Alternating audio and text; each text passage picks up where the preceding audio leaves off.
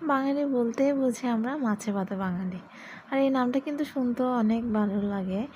কারণ হচ্ছে আমরা মাছ ভাত খেয়ে বেশি দিন থাকি। বেশি দিন বলতে প্রায় প্রতিদিন আমাদের সকালে দুপুরে পদের মধ্যে যে কোনো একটা মাছের তরকারি লাগবেই। তো এই জন্য হচ্ছে বাঙালিকে মাছে ভাতে বাঙালি বলা হয়।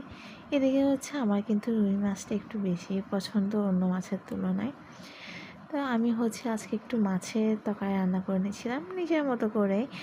ভুল ত্রুটি সবসময় মার্জনীয়।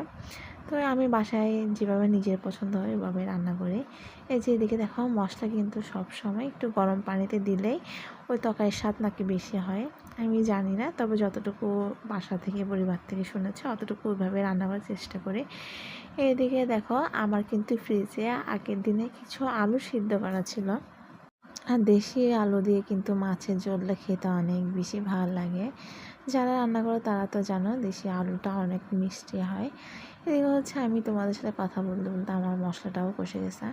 আর এই যে দেখো আজকে নতুন একটা জিনিস শিখাচ্ছি, যারা করো তারা তো জানো, আর যারা করো না আমারও কিন্তু মাঝে মধ্যে মানে আগে দিয়ে এরকম ভুল হতো যে মাছ ভেঙে যেত। তো আমি এখন কি করে, এই যে এটা আমার মা থেকে আমি শিখেছি। প্রথমে হচ্ছে মাছগুলো সবগুলো দিয়ে দিব, এরপরে হচ্ছে কষানো মশলাটা দিয়ে দিব, আর এরপর যতটা গরম পানি লাগবে ততটা দিয়ে দিব।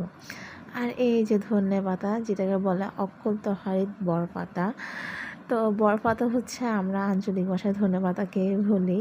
তো এদিকে হচ্ছে মাছের মধ্যে ধনে পাতা দিতে হবে, আর এটা স্যানটা কিন্তু অন্যরকম ভালোই লাগে। আর হ্যাঁ, অনেকেও হচ্ছে আমার রান্নার ভিডিও অনেক পছন্দ করো। সবাইকে অনেক অনেক ধন্যবাদ আমার পাশে থাকার জন্য। এভাবে সবসময় আপনারা আমার পাশে থাকবেন। নমস্কার সবাইকে।